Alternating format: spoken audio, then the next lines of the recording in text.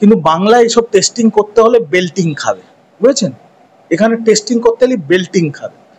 আমাকে মমতা দিয়েও বলেনি, তৃণমূল কংগ্রেসও বলেনি, অন্য কেউ বলেনি, এটা আমার ব্যক্তিগত অধিকার। কবে কখন কি খাবো কখন খাবো না ওরা বলে দেবে, কার সাথে প্রেম করবো ওরা বলে দেবে, কার সাথে বিয়ে করবো, বা ঠেলা বুঝুক।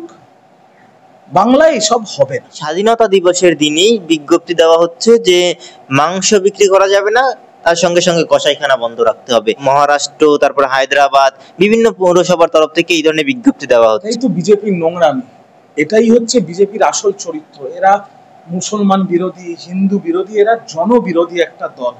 কে কি খাবে, কে কি করবে, কে কার সাথে প্রেম করবে, কে কাকে বিয়ে করবে, সেগুলো নাকি বিজেপি ঠিক করে দেবে।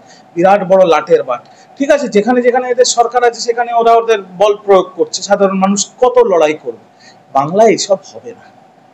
বাংলায় আজকে 14ই আগস্ট, আজকে যেমন 14ই আগস্ট মধ্যরাত্রে বাংলা ফ্রিডম অ্যাট মিডনাইট পালন করবে, ভারতের পতাকা উত্তোলন করবে, ঠিক একই সাথে আজকে বাংলায় বহু জায়গায় সারা রাত মটনের দোকান খোলা থাকবে। কারণ 15ই আগস্ট কালকে সাধারণ বাঙালি বাড়িতে মটন লুচি মটন ভাত খাবে, আমিও মটন লুচি মটন ভাত খাবো। বিজেপির 14 পুরুষের ক্ষমতা থাকলে বাংলায় এসব করার চেষ্টা পর্যন্ত করে দেখুক, বাংলার মানুষ জুতিয়ে বিদায় করবে। এসব বাংলায় হবে না। দুর্ভাগ্যজনক যে এইগুলো বিজেপি শাসিত রাজ্যে হচ্ছে, কারণ যারা ভোট দিয়ে জিতিয়েছে বিজেপিকে তারা বুঝুক, এবার ঠেলা বুঝুক। বাংলায় এসব হবে না। বাংলায় বাঙালি সপ্তমীর দিনও মটন খায়, নবমীর দিনও বিরিয়ানি খায়। আমরা যে মাকে পুজো করি, সেটা আমার মা দক্ষিণা কালী হোক কালীঘাটের, সেটা আমার মা দক্ষিণেশ্বরী হোক দক্ষিণেশ্বরের, আমার মায়ের পাতেও তার ভোগে মাছ মাংস যায়। তো আমরা বাঙালি কি খাবে কি পড়বে সেটা যদি বিজেপি বলতে আসে, বাঙালি জুতিয়ে এখান থেকে গুজরাট পাঠাবে। আমি ওদের বলবো ক্ষমতা থাকলে চেষ্টা করুক একবার বাংলায়। এর আগে আমরা দেখেছিলাম মাছ বিক্রি নিয়ে নিষেধাজ্ঞা দেওয়া হয়েছিল, তারপরে জিলাপি, তারপরে সিঙ্গারায় বিধিনিষেধ লাগাতে হবে। এই ধরনের একের পর এক বিষয় বারংবার সাধারণ মানুষের খাদ্যাভ্যাস, চলাফেরা, ঘোরাফেরা, কোথায় যাবে, কি করবে, এই সমস্ত বিষয়ের উপর যে একটা স্বাধীনতায় হস্তক্ষেপ করা হচ্ছে, এই বিষয়টা বারংবার যেন বেড়েই চলেছে দিন দিন। এবং এই স্বাধীনতা দিবসের দিন সেই ঘটনা ঘটে আরো একবার প্রমাণ করলো যে স্বাধীনতায় সব থেকে বড় হস্তক্ষেপের করার চেষ্টা হচ্ছে। তার কারণ নরেন্দ্র মোদী আর অমিত শাহ ভারতবর্ষকে আরব দেশগুলোর মতো করতে চাইছে, নর্থ কোরিয়ার মতো করতে চাইছে, একটা ফাঁসিবাদী শাসন এস্টাবলিশ করতে চাইছে ভারতবর্ষে। ওদের মতো ডোকলা খেতে হবে, ওদের মতো কথা বলতে হবে, ওদের ভগবানকেই পুজো করতে হবে, আমি আমার ভগবানকে পুজো করতে পারবো না। ওরা বলে দেবে কবে কখন কি খাবো কখন খাবো না, ওরা বলে দেবে কার সাথে প্রেম করবো, ওরা বলে দেবে কার সাথে বিয়ে করবো। এটা ভারতবর্ষের সংবিধান এর কথা বলে না। ভারতবর্ষের যে সংস্কৃতি সেটা এটা নয়। নানা ভাষা, নানা মত, নানা পরিধান, বিবিধের মাঝে দেখো মিলন মহান। এটাই হচ্ছে ভারতবর্ষ, এটাই আমাদের বাংলা। তাই বাংলায় এ জন্মে বিজেপি কোনোদিন দাঁত ফোটাতে পারবে না। কিন্তু আমার খারাপ লাগে, ভারতবর্ষের যে রাজ্যে বিজেপি ক্ষমতা আছে, শেষে রাজ্যের মানুষই তো ভোটে বিজেপিকে জিতিয়েছে। এটা তো ঠিক, বিজেপি জোর করে তো কবজা করেনি, ভোটেই জিতেছে।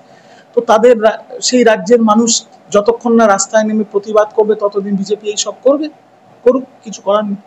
কিন্তু দাদা, শুধুমাত্র 15ই আগস্ট স্বাধীনতা দিবসের দিন নয়, তার পরের দিনই 16ই আগস্ট রয়েছে।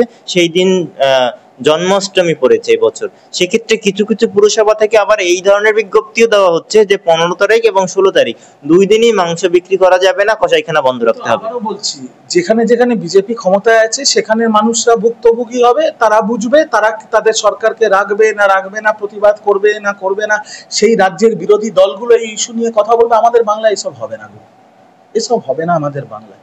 জন্মাষ্টমীর দিন আমি আর আমার পরিবার ব্যক্তিগত স্তরে আমরা নিরামিষ খাই। কেন? কারণ সেটা আমাদের সিদ্ধান্ত। অষ্টমীর দিন মায়ের অঞ্জলি দিয়ে আমরা, আমার বাড়ির সব মানুষ নিরামিষ খায়, সেটা আমাদের ব্যক্তিগত সিদ্ধান্ত। আমাকে মমতা দিয়েও বলেনি, তৃণমূল কংগ্রেসও বলেনি, অন্য কেউ বলেনি, এটা আমার ব্যক্তিগত অধিকার। আর সপ্তমীর দিন আমি মাংস ভাত খাবো, নবমীর দিন আমি বিরিয়ানি খাবো, আর আগামীকাল 15ই আগস্ট আমি তো কষা মটনের ঝোল দিয়ে লুচি খাবো। বিজেপি ক্ষমতা থাকলে আটকে দেখাক। এই বাংলায় যতদিন তৃণমূল কংগ্রেস আছে, যতদিন মমতা বন্দ্যোপাধ্যায় আছেন, ততদিন এই বাংলায় গণতন্ত্র থাকবে। কে কি খাবে সেটা সে তার অনুযায়ী খাবে, কে কি জামা কাপড় পরবে সেটা তার অনুযায়ী পরবে, কে কার সাথে প্রেম করবে, কে কাকে বিয়ে করবে সেটা তাদের সিদ্ধান্ত হবে।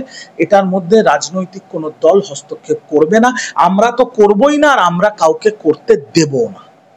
বিজু, আপনার কি কোথাও গিয়ে মনে হয় যে এটা আসলে একটা টেস্টিং চলছে? আপনিও যে কথাটা বললেন যে সবকিছু এক, মানে হিন্দি, হিন্দু, হিন্দুস্তান, এই যে হিন্দু রাষ্ট্রের প্রোপাগান্ডা বলে অভিযোগ করা হয় বারংবার বিভিন্ন, আপনিও মাঝে মধ্যে বলেন এই বিষয়টা, তো কোথাও গিয়ে কি মনে হয় যে এটা একটা টেস্টিং হচ্ছে? মানুষ কতটা নিচ্ছে সেটার একটা ছোট ছোট জায়গায়, ছোট একটা পুরসভায় টেস্টিং হচ্ছে যে মানুষ এটা গ্রহণ করছে কি করছে না। পরে সারা ভারতে 15ই আগস্ট, সারা দেশে তো 365 দিন নিরামিষ হবে, মাংস বিক্রি হবে না, এটা চলতে পারে?